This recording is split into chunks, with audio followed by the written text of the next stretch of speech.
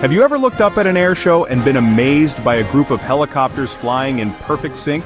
That's formation flying, a skill that takes practice and precision. But it's not just about looking impressive, it actually started as a clever tactic during war. You see, back in the early days of military aviation, planes were a lot more vulnerable. Pilots realized that by sticking together in formation, they could protect each other. Think of it like a flock of birds. There's safety in numbers. If one plane was attacked, the others could defend it. Plus, flying close together made it easier to concentrate their firepower on the enemy.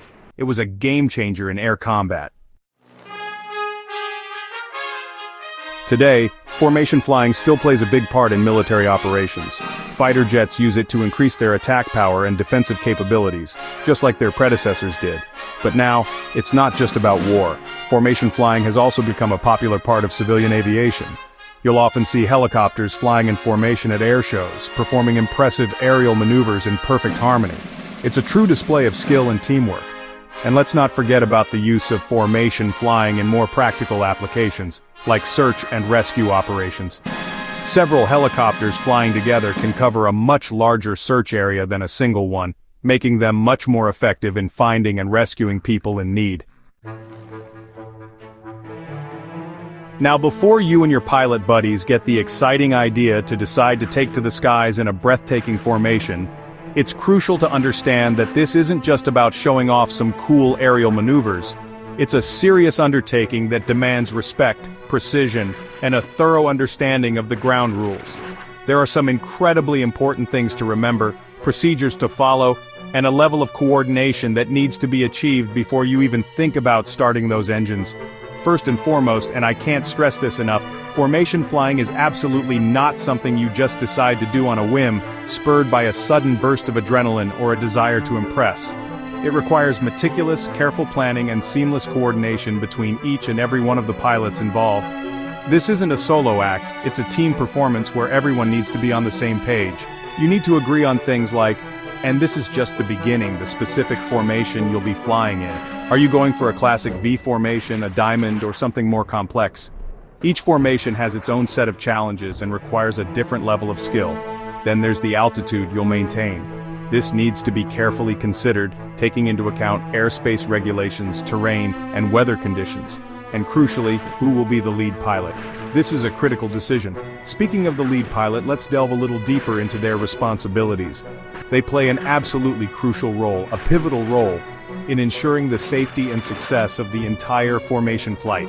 They're ultimately responsible for making real-time decisions about the flight path, ensuring it's clear of obstacles and adheres to all regulations, altitude, constantly monitoring and adjusting as needed, and any necessary maneuvers, communicating these clearly and effectively to the rest of the team.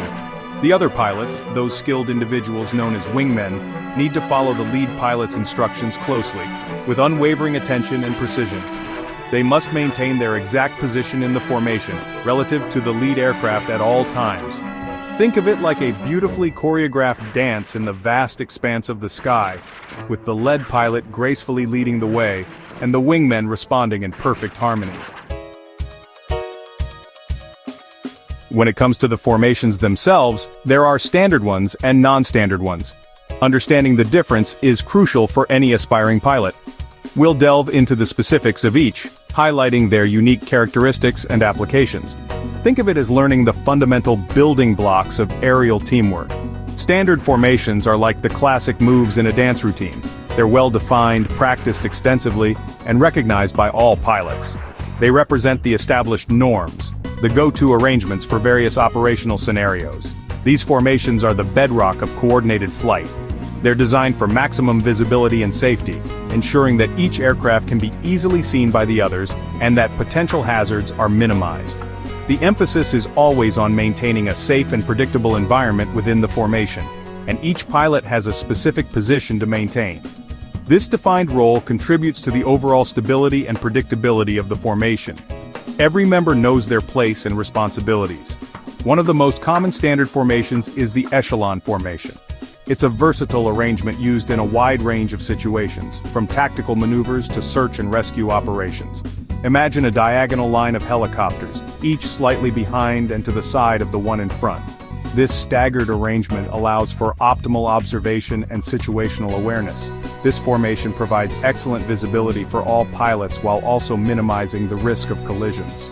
The slight offset ensures that no pilot's view is completely obstructed by another aircraft. It's a balance of proximity and safety. Another common one is the trail formation, also known as the line astern formation, where the helicopters fly in a line, one directly behind the other. This is a straightforward and efficient way to move a group of aircraft from one point to another. This formation is useful for navigating narrow airspace or when flying in challenging weather conditions. The compact nature of the trail formation allows for greater maneuverability in confined spaces. Now, you might be wondering, how close do these helicopters actually get to each other? It's a valid question, and the answer depends on the specific formation and the operational context. Well, in a standard formation, helicopters typically maintain a distance of about 15 to 20 feet from each other. This is the standard separation, but it can vary based on factors like aircraft type and pilot experience. That might not sound like a lot, but it's enough space to maneuver safely while still maintaining a tight formation. It requires a high degree of skill and coordination from all pilots involved. And when it comes to communication, there are strict rules here too. Clear and concise communication is paramount for maintaining situational awareness and preventing misunderstandings. All aircraft in a standard formation operate under a single transponder code, simplifying identification for air traffic control and other aircraft, which is the electronic signal that identifies the aircraft to air traffic control. This allows controllers to track the entire formation as a single entity, streamlining air traffic management. This tells everyone on the ground that these helicopters are flying together as one unit. It's a crucial element of coordination and safety in the skies. Now, let's talk about non-standard formations. As the name suggests, these formations are a bit more free-form and, creative. They might involve tighter spacing, more complex maneuvers, or even a combination of different formations. Non-standard formations are often used in air shows and demonstrations where the goal is to impress the audience with daring aerial displays. However, because of their increased complexity, non-standard formations require even more experience and skill from the pilots. They also involve a bit more paperwork, as you need to get special permission from air traffic control before attempting any non-standard maneuvers. Safety is paramount, and air traffic controllers need to be absolutely certain that the pilots have the experience and the airspace to pull off these complex formations without putting themselves or anyone else at risk. Regardless of whether you're flying a standard or non-standard formation, thorough flight planning is essential. This means taking into account factors like the weather conditions, the airspace you'll be flying in, and any potential hazards along the route. It's also important to have a backup plan in case something unexpected happens, like a sudden change in weather or a mechanical issue with one of the helicopters. Remember, formation flying is a team effort, so everyone needs to be on the same page. This means having a detailed pre-flight briefing where all pilots involved discuss the flight plan, communication procedures, and emergency protocols. Think of it like a football team huddle before a big play. Everyone needs to be clear on their roles and responsibilities. Once you're up in the air, communication is key. The lead pilot is responsible for communicating with air traffic control, informing them of the formation's position, altitude, and intentions. Clear and concise communication is essential to avoid misunderstandings and ensure the safety of everyone involved. For example, when transitioning between different airspace sectors, the lead pilot will need to coordinate with the relevant air traffic controllers to ensure a seamless handover. They'll provide information about the formation's size, altitude, and destination to the next controller, who will then guide the formation through their assigned airspace. It's like passing a baton in a relay race. Everyone needs to be on the same page to ensure a smooth transition. Takeoffs and landings in formation seemingly simple maneuvers, but when executed with multiple aircraft, they transform into a complex ballet of precision and timing. These coordinated movements demand exceptional skill and unwavering focus from every pilot involved. They also require a high level of coordination and skill. Before even starting their engines, the team meticulously plans every aspect of the flight, from the precise sequence of takeoff to the designated landing spots. This pre-flight briefing is crucial for ensuring everyone is on the same page and understands their individual roles. The lead pilot will typically initiate the maneuver, setting the pace and trajectory for the entire formation. Their decisions are paramount, and the other pilots must react instantly and accurately to maintain the integrity of the group, with the wingmen following suit in a precise and synchronized manner. Each pilot acts as an extension of the lead, constantly adjusting their position and speed to maintain perfect alignment. This requires intense concentration and a deep understanding of aerodynamics and spatial awareness. For takeoffs, the helicopters will typically lift off one after another in a carefully orchestrated sequence.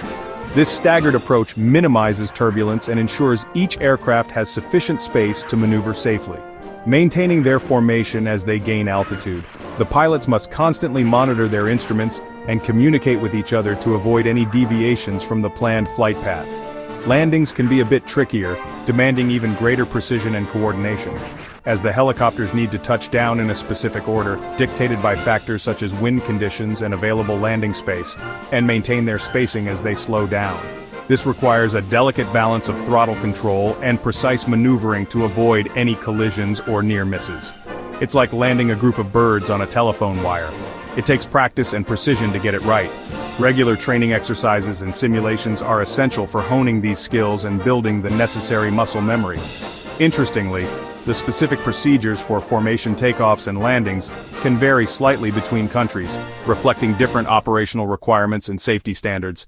For example, in some countries, the wingmen might be required to maintain a slightly higher altitude than the lead pilot during landing. A subtle but important difference. To provide better visibility, especially in challenging weather conditions or at night, and reduce the risk of a collision. Ultimately, the goal is to execute these complex maneuvers safely and efficiently, showcasing the incredible skill and teamwork of these aviation professionals. So, there you have it. A glimpse into the world of helicopter formation flying. It's a challenging but rewarding endeavor that demands the utmost respect for safety, communication, and teamwork. Remember, formation flying is not for everyone. It takes hundreds of hours of flight experience, a deep understanding of aerodynamics, and nerves of steel to execute these maneuvers safely and effectively. But for those who are up to the challenge, formation flying offers a unique and exhilarating way to experience the skies. It's a testament to the power of human skill, coordination, and the sheer joy of flight.